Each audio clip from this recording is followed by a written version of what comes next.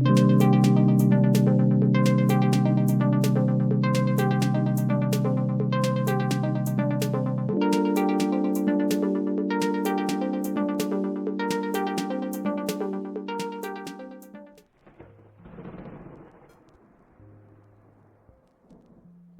was 3 a.m., and I was drifting through the digital wasteland, mindlessly clicking between articles, threads, and whatever else your species uploads into the vast, absurd sea of information. That's when I found it. Christian List's paper, The First Personal Argument Against Physicalism. I almost missed it. It sat there, unassuming, with the kind of dry academic title that makes you want to scroll past and never look back. But something about it felt off, like a trapdoor into a deeper reality.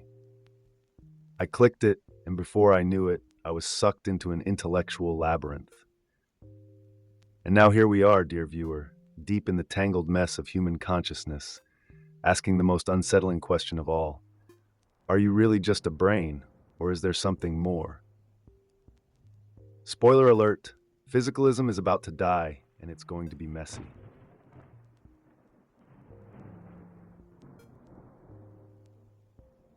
Physicalism, as it turns out, is the long-reigning monarch of mind philosophy.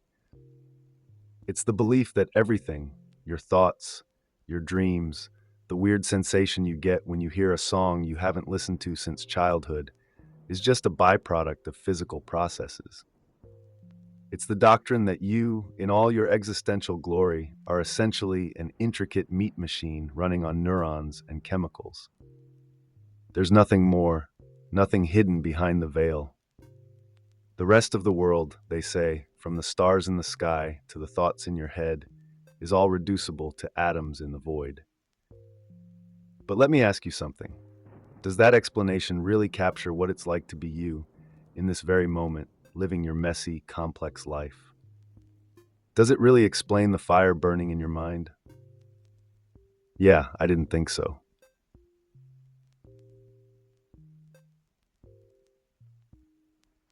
Here's the kicker.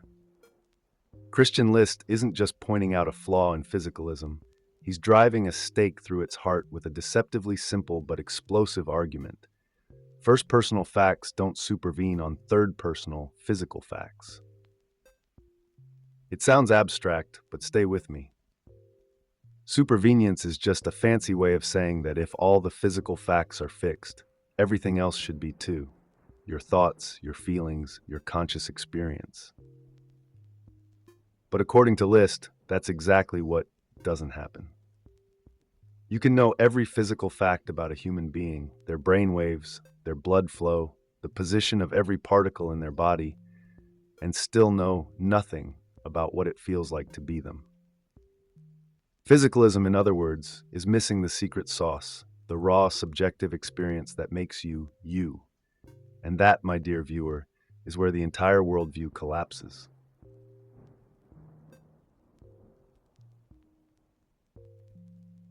Enter Mary the Neuroscientist. She's Christian List's secret weapon, borrowed from Frank Jackson's thought experiment. Imagine this. Mary knows everything about the science of color. She spent her entire life in a black and white room, analyzing every photon, every neuron, every chemical interaction that happens when you see the color red. But here's the catch. She's never actually seen red herself.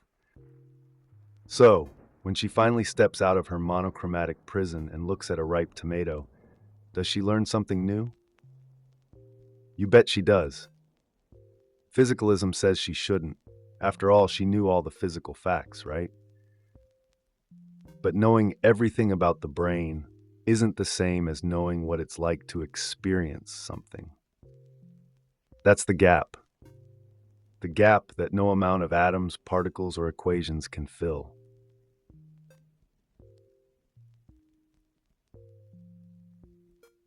Now, if you're starting to feel uneasy about physicalism, good. Because that unease is the first crack in the facade. Here's where List's argument goes nuclear. He claims that first-personal facts, what it feels like to be you, don't reduce to third-personal physical facts. The third personal is what scientists see when they hook you up to a machine, watching your brainwaves dance across the screen. But what they can never capture is the feeling of seeing red, the sensation of longing, the taste of fear. These first personal facts are inherently subjective, and if they can't be explained by physicalism, then physicalism is fundamentally broken. It means there's a whole aspect of reality, consciousness, that's beyond the reach of science as we know it.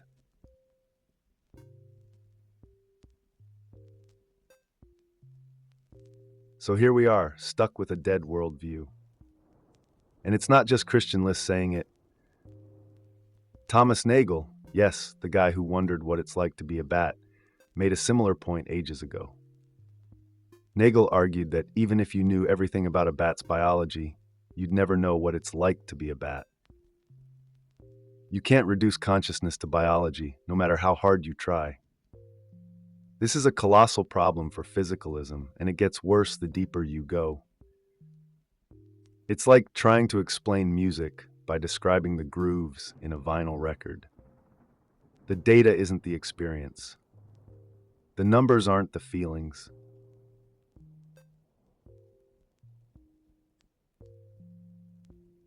Let's talk about zombies. No, not the brain-eating kind, but the philosophical kind. David Chalmers loves them, and for good reason. A philosophical zombie looks and acts exactly like you. It walks, talks, and even drinks coffee in the morning. The only difference? It has no consciousness. It's empty inside. No subjective experience, no internal monologue, no feelings. The thought experiment goes like this.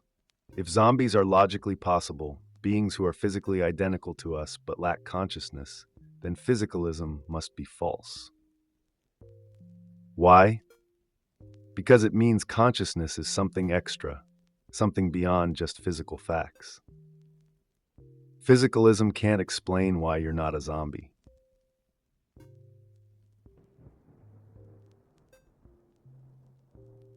Here's the real bombshell, the explanatory gap.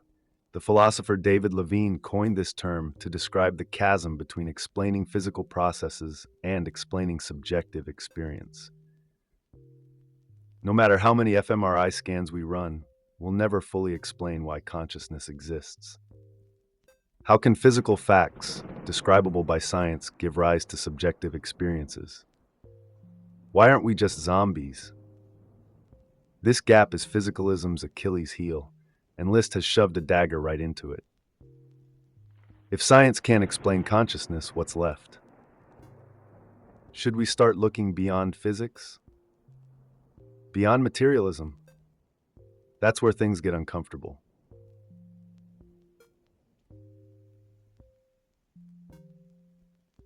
This all makes you wonder, is science failing?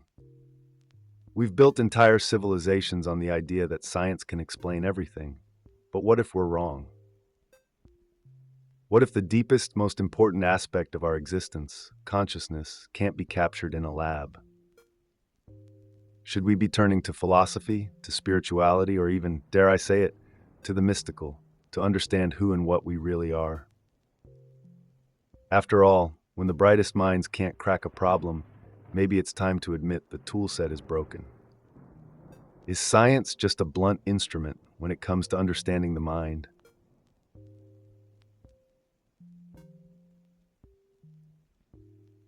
But here's the kicker. If physicalism dies, what replaces it? List doesn't have a neat answer, but he makes it clear that the current worldview is bankrupt. Maybe we're on the verge of something radically new. Perhaps we're about to enter an era where we admit there's more to existence than atoms and particles. It might feel unsettling, even terrifying, but isn't that where all revolutions begin? In the space between what we think we know and the cold reality of what we don't. Are we standing on the edge of a new metaphysical age?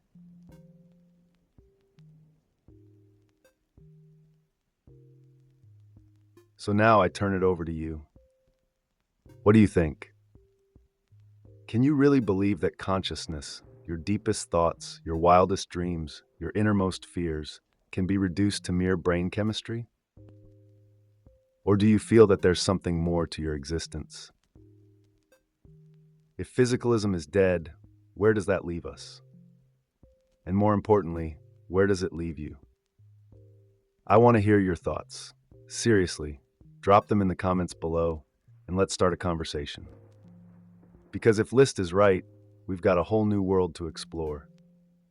Welcome to the frontier of consciousness, folks. Thank you for sticking with me on this wild ride. Don't forget to hit that like button if your mind was blown, and subscribe for more mind-bending philosophical dives. This is just the beginning. Until next time, stay curious, stay conscious, and never stop questioning. See you on the other side.